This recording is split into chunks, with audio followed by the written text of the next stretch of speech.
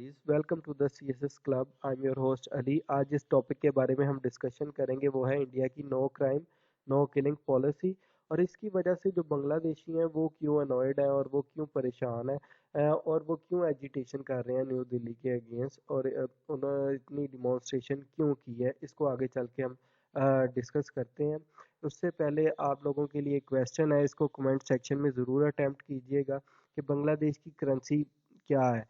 टका है, रुपया है, रुपी है या रिंगत है। राइट आंसर मैं आपको वीडियो के एंड में प्रोवाइड कर दूंगा। अब अपने टॉपिक की तरफ बढ़ते हैं। जैसे कि आप देख सकते हैं कि इस न्यूज़ को वेरियस न्यूज़ आउटलेट्स ने कवर किया है। ये न्यूज़ 9 मार्च की है, 9 मार्च 2021 की है। इसको अनादोलो एजेंसी ने भी कवर किया है। इसी तरह जो पाकिस्तानी बेस न्यूज़ आउटलेट है द ट्रिब्यून पीके, उसने भी इसको सेम हेडिंग के साथ कवर किया है। और इस तरह वेरियस जो आउटलेट्स हैं जैसे कि अल जज़ीरा है और दूसरी न्यूज़ एजेंसीज हैं, उन्होंने इसको कवर किया है। बेसिकली जो इंडिया और बांग्लादेश के दरमियान जो बॉर्डर डिस्प्यूट है वो क्या है और उसकी वजह से, और ये जो न्यू पॉलिसी आई है नो क्राइम नो किलिंग की, ये कहाँ से इनिशिएट हुई है और इसकी इतनी हाइप क्यों क्रिएट हुई है, इस पे बात करेंगे हम। अ, जैसा कि आप ये देख सकते हैं कि इंडिया और बांग्लादेश एक काफ़ी लंबा बॉर्डर आपस में शेयर करते हैं। अब बॉर्डर के साथ साथ रहने वाले जो लोग हैं, जो सिविलियंस हैं, उसमें फार्मर्स होते हैं, ट्रेडर्स होते हैं और जो आम लोग होते हैं। इंडिया की जो बीएसएफ की फोर्सेस हैं वो इन सिविलियंस को टारगेट करती रहती हैं टाइम टू टाइम। इनकी अबडक्शन कर रही हैं और इनको किलिंग कर रही हैं। इनको टॉर्चर किया जाता है, टॉर्चर सेल्स बनाए हुए हैं। बांग्लादेश इसके खिलाफ एजिटेशन करता रहता है लेकिन उसको इतनी हाइप नहीं मिली। रिसेंटली जो इंडियन फॉरेन मिनिस्टर जो हैं सुब्रमण्यम जयशंकर, उन्होंने जब विज़िट किया है ढाका का और उन्होंने न्यूज़ प्रेस कॉन्फ्रेंस की अपने काउंटर पार्ट जो हैं उनके ए के मेमन के साथ, तो उन्होंने जब उनसे क्वेश्चन हुआ बॉर्डर क्लैशेस के दरमियान, तो उन्होंने उसके आंसर में कहा कि नो क्राइम नो किलिंग। यहाँ से ही इंडिया का जो है स्टांस पता लगता है। उन्होंने ये क्यों कहा कि अगर बॉर्डर पे जो है क्राइम कमिट नहीं किए जाएंगे तो उसके नतीजे में किलिंग भी नहीं होगी। तो ये उनकी पॉलिसी है, ये क्लेम एक्सक्यूज़ वो बना रहे हैं ताकि वो जो सिविलियंस को टारगेट करते हैं उसको वो जस्टिफाई कर सकें। इस स्टेटमेंट के बाद काफ़ी हमें हार्श क्रिटिसिज्म जो है बांग्लादेशीज़ में नज़र आता है। उन्होंने जो न्यू दिल्ली के ख़िलाफ़ एजिटेशन भी की है। एग्जैक्ट वर्ड जो उनके जयशंकर के थे वो थे कि no crime no death on the border. लेकिन उन्होंने ये सेंटेंस बोल तो दिया लेकिन उन्होंने ये नहीं बताया कि किन टाइप के कौन से टाइप के जो वो क्राइम्स हैं जो वो कह रहे हैं कि अगर नहीं होंगे तो किलिंग बॉर्डर पे नहीं होंगी। उन्होंने क्राइम्स को मेंशन ही नहीं किया। तो अब इसकी वजह से स्ट्रॉन्ग रिएक्शन देखने को मिलता है हमें बांग्लादेशी की अवाम में और उनके जो ऑफिशल्स हैं उनके दरमियान। अब जो चौधरी रफ़ीकुल अबरार हैं, ये एक इंटरनेशनल रिलेशंस के प्रोफेसर भी हैं और ह्यूमन राइट्स के चैम्पियन भी हैं। इन्होंने अनादोला एजेंसी को इंटरव्यू देते हुए उन्होंने ये कहा है कि इंडिया की जो नो क्राइम नो किलिंग की पॉलिसी है, ये उनकी जो अर्लियर स्टेटमेंट थी उसके ही अगेंस्ट है और कंट्रोवर्शियल है, उससे उल्ट है ये। उन्होंने कहा कि पहले इंडिया जितनी भी अनएक्सपेक्टेड किलिंग होती रही है उसको वो कंडेम्ड करते रहे हैं। वो कहते रहे हैं कि हम इनकी मजम्मत करते हैं और हम कोशिश करेंगे कि इनको ग्रेजुअली ज़ीरो पे लाया जाए। ये उनकी स्टेटमेंट थी। लेकिन अब जो उनके विज़िट के दरमियान उन्होंने रीशफल किया है, उन्होंने अपनी पॉलिसी को चेंज किया है कि नो क्राइम नो किलिंग। अगर बांग्लादेशियों की तरफ से कोई क्राइम नहीं होगा बॉर्डर पे तो किलिंग भी नहीं होगी, बीएसएफ उनको टारगेट नहीं करेगी। ये उनका कहना था। इसके खिलाफ बड़ी एजिटेशन हुई है। लेकिन ये भी देखें कि क्या सिर्फ मेयर क्राइम्स की बेस पे किसी की किलिंग को डिफेंड किया जाता है। इस ये जो पॉइंट है इस पे जो बांग्लादेशी हैं उन्होंने काफ़ी रिस्पांस दिया है। वो एक जो इस्माइल हुसैन एक स्टूडेंट है यूनिवर्सिटी ऑफ ढाका के, उन्होंने भी जो स्टेटमेंट दी है अनादोला एजेंसी को, उन्होंने ये कहा है कि इंडिया ने अभी तक उनके तकरीबन मोर देन 1000 जो बांग्लादेशी नेशनल्स हैं उनको टारगेट किया है, जो कि बेचारे सिर्फ काउ ट्रेडर्स थे जो वहाँ के अनआर्म्ड सिविलियंस हैं, उनको ये टारगेट करते हैं, टॉर्चर करते हैं और उनकी जो एक्स्ट्रा जुडिशल किलिंग की जाती है।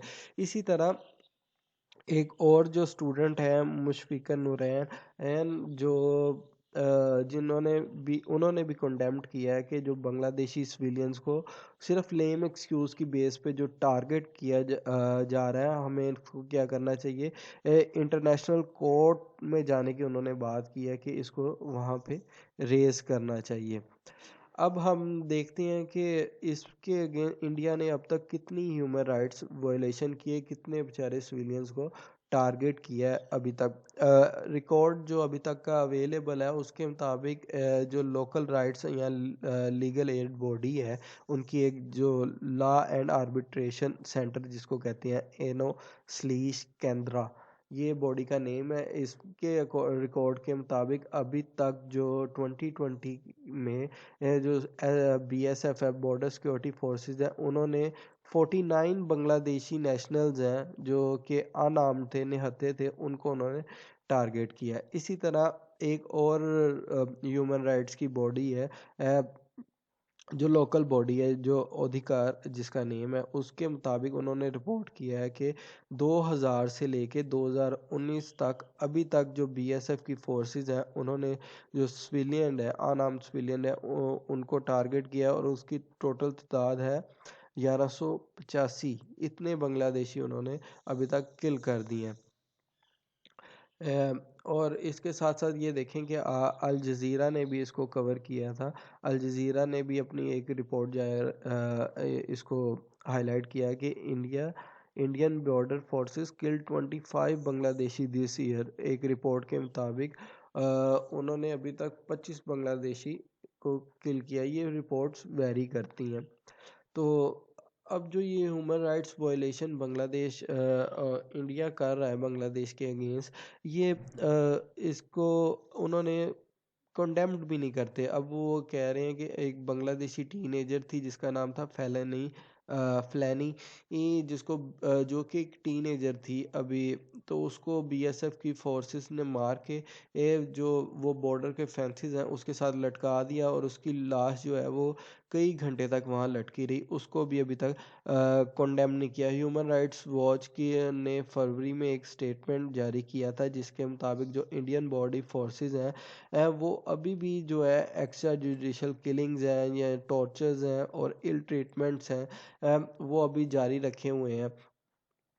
तो वो उनकी डिमांड ये थी कि वो कह रहे थे कि न्यू दिल्ली ये इन्वेस्टिगेट करे और प्रोसिक्यूट करे कि ये जो इनलीगल किलिंग हो रही है और अक्रॉस द बॉर्डर जो वायलेशन हो रही है, इसको इस पे जो है इन्वेस्टिगेशन की जाए।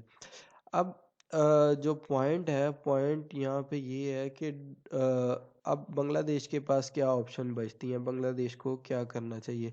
बांग्लादेश के पास जो ऑप्शन बचती हैं सबसे पहले तो वो ये है कि बांग्लादेश को अपनी जो सब इवेंट जो पॉलिसी है उसको ख़त्म करना पड़ेगा और उनको एक फ्रंट लाइन पे आके कंडेम्ड करना चाहिए और इस इशू को हाईलाइट करना चाहिए। जो बांग्लादेशी अथॉरिटीज़ हैं उनको एड्रेस करते हुए जो इब्रार हैं, रफ़ीकुल इब्रार हैं, उन्होंने कहा है कि जो बांग्लादेश के फॉरेन मिनिस्टर हैं उनको इंस्टेंटली जो क्या करना चाहिए, इंडिया के जो काउंटर पार्ट हैं जिससे कि जो कि जयशंकर हैं और जो इंडियन गवर्नमेंट है उसके ख़िलाफ़ जो बॉर्डर पे हो रही किलिंग है उसको कंडेम्ड करना चाहिए और उसको एक एक्सट्रीम ऑडेसिटी का नेम देना चाहिए।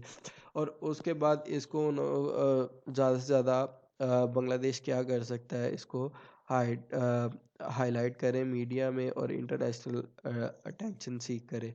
तो ये अभी तक की जो न्यूज़ थी जो हमने कवर किया है इंडिया की जो नो क्राइम नो पॉलिसी है। इंडिया जो है एक्स्ट्रा जुडिशल किलिंग सिर्फ इसी बेस पे कर रहा है कि अगर बांग्लादेश की तरफ से कोई क्राइम्स कमिट नहीं किए जाएंगे तो किलिंग भी बॉर्डर पे नहीं होगी। वो सिर्फ एक लेम्स एक्यूज की आड़ में जो बांग्लादेशी सिविलियंस हैं उनको टारगेट कर रहा है। अब हमारा जो क्वेश्चन था उसके आंसर की तरफ बढ़ते हैं जी। हमारा क्वेश्चन था कि बांग्लादेश की जो करेंसी है वो क्या है। बांग्लादेश की जो करेंसी का नेम है वो है टका। तो इसी के साथ आपसे इजाज़त चाहता हूँ। कमेंट सेक्शन में ज़रूर बताइएगा कि आपको लेक्चर कैसा लगा और आने वाली वीडियोस के लिए हमारे चैनल को सब्सक्राइब कर लें, बेल आइकन को दबा लें और ज़्यादा से ज़्यादा वीडियो को शेयर करें और कमेंट सेक्शन में अपना फीडबैक ज़रूर दीजिएगा। अगर कुछ चेंजेस करने वाली हैं वो भी सजेस्ट कीजिएगा, उसके मुताबिक आपकी डिमांड्स पे न्यू टॉपिक्स आते रहेंगे। Thank you.